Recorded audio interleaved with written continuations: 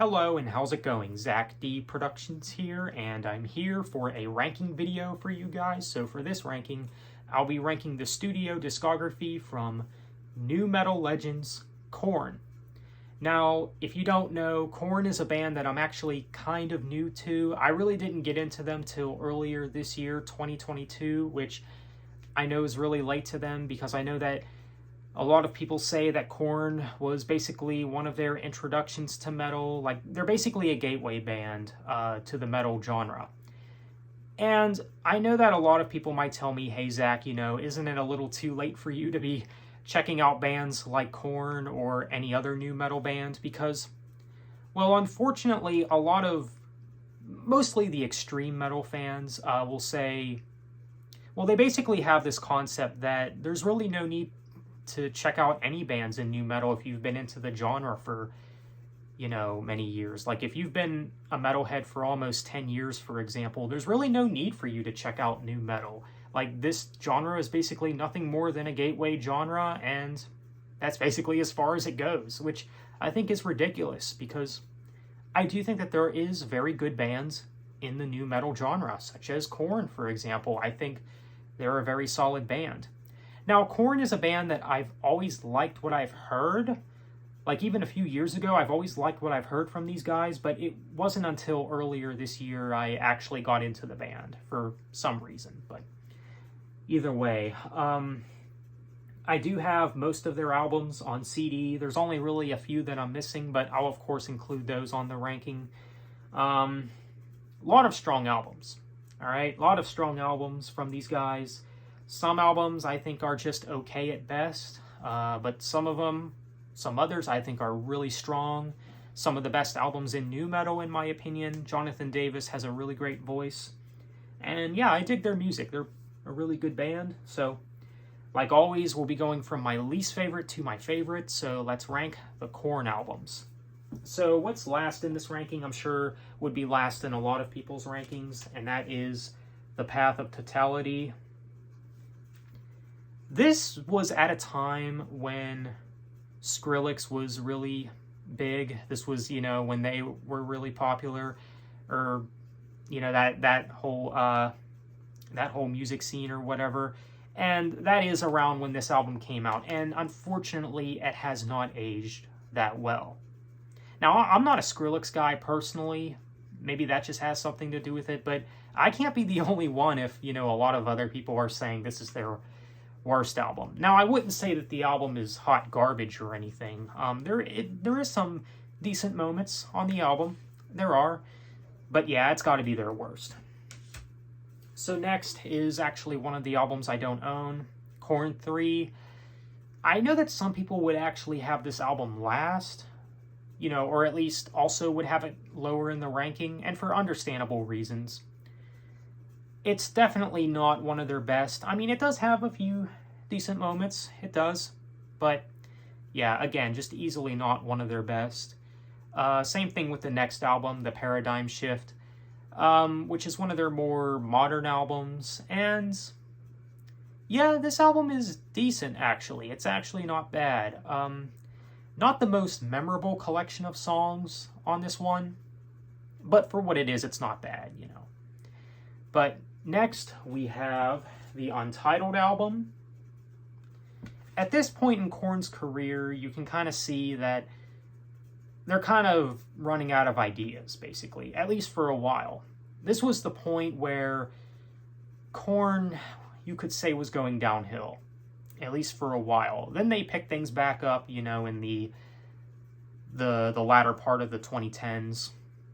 But this album here, I mean, it's a grower. I think I've seen some other people say that it's a grower of an album. It does have some good stuff. I think Starting Over is a pretty good song, but yeah, just not one of their best. And some people also might have this album last as well. And yeah, it's definitely not one of their best. Not the most memorable album of theirs, but for what it is, it's not bad. It's not all bad anyways. So next we have their most recent album, Requiem. I dig this album. I do. I do think it's pretty good. Now, like with the others that I've mentioned previously, some Korn fans actually might have this album ranked last. For me, I don't think it's their worst, but it's definitely nowhere near their best either. I do find the album to be a little short. That's really one of my main issues with this album, is it is a very short album. One of their shorter albums, I'd say. But it does have some very good songs, some very good production on this album. Yeah, some of my favorites on here would have to be Forgotten, Let the Dark Do the Rest, which is a very accessible sounding song. Start the Healing, and Worst It's On Its Way, also solid songs, but yeah. Requiem, not one of their best, but you know what? It's a good album still, and I do think it's actually one of the best albums of this year. But yeah, pretty good album. So next we got See You on the Other Side. Definitely not as good as their classics, but still a very good album. Not their best, but also not their worst either. I think Politics is a very good song. There's a couple songs on this album that I'm not real crazy about, but all in all, I think it's a pretty good album. It has some pretty good tracks on it.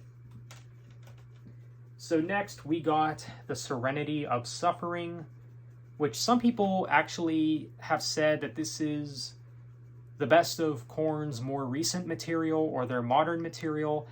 I can't really argue with that because, well, this is a really great album. It is. It has very good production, and it's maybe one of their heaviest albums, too. I mean, it's a real heavy one. I mean, you got songs like Insane, Rotting in Vain, Everything Falls Apart. Just really strong material from Korn. I mean, really good vocal performance from Jonathan Davis, of course. Really good stuff. Next, we got Take a Look in the Mirror, which I do think is actually one of their more underrated albums. Also one of their heaviest, too, I must say. Maybe even Korn's heaviest album. Yeah, I do dig the heaviness of this album.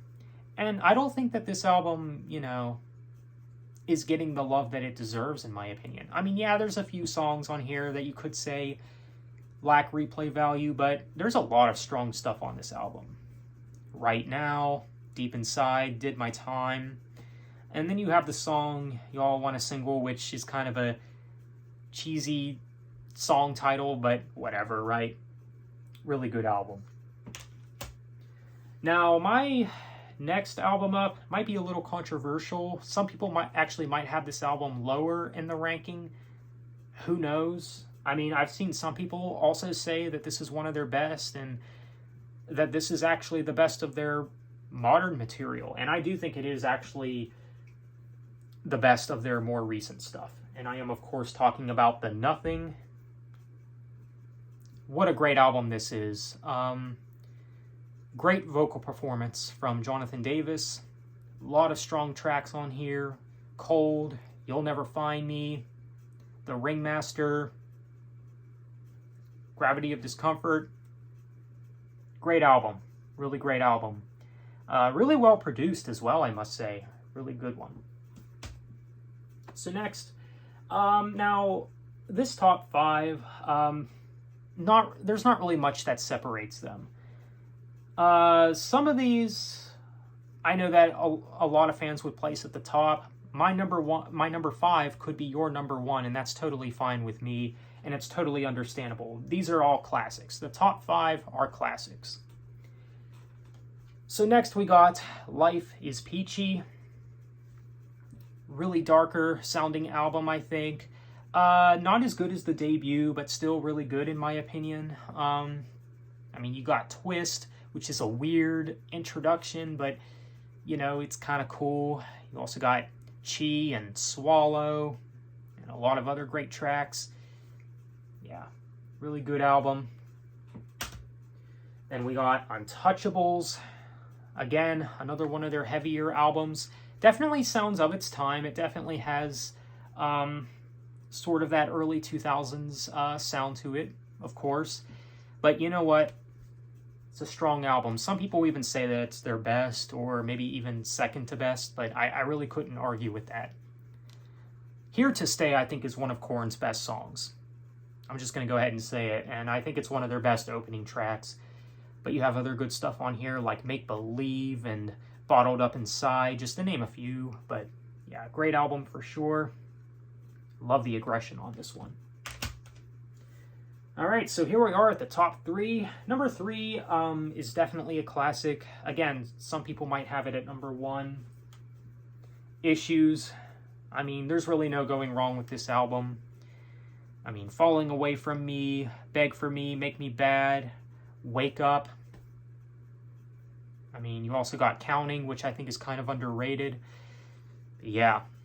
One of their more accessible ones. If you're looking to check out Korn for the first time, I'd say that this would be a good introduction to the band. I don't think it was my first Korn album, but if you wanted to start off with this one, definitely go for it. It's definitely an essential. If you claim to love nu metal, I'd say that this is an essential to check out for sure. Same could be said for the next two, of course, the top 2. Next, we got Follow the Leader. I mean, there's no denying the fact that this is easily one of their best and definitely a classic. This is basically as nu metal as you're going to get. I'm just going to go ahead and say it. I mean, it does have its heaviness, but it also has its rap parts as well. And, you know, as someone who really doesn't listen to rap, I actually don't mind the rap parts that are on this album. I think it's pretty good. I mean, some of my favorites on the album would be It's On, Freak on a Leash, and Got the Life. I mean, basically the first half of this album, I mean, it's just really good. Some of their best material for sure. Really great album. Okay, so I think you guys know what is at number 1 for me at this point.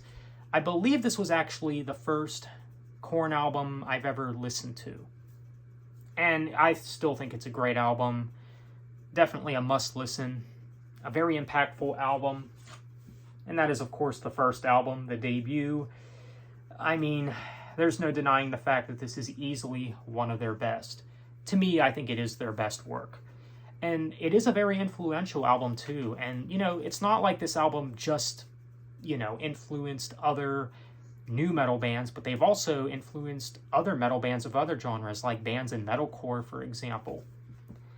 But yeah, this album really does mean a lot to metal. You could maybe make the argument that this is one of the most important albums in metal of the 90s, but yeah, I mean, you got Blind, you got Clown, Chutes and Ladders, Fake, and Lies, Helmet in the Bush, and so many great tracks on here. Really, really great stuff. Some of their best material for sure. So yeah, really dark sounding album too, you know, with everything it's going for, but yeah. So the debut from Korn, it's definitely at the top for me. So there you have it. That is my ranking for the Korn discography. Let me know what you guys think. Are you a fan of Korn? And what do you think of this ranking? And also, how would you rank their albums? Feel free to let me know. So on that note, thanks for watching and have a good one.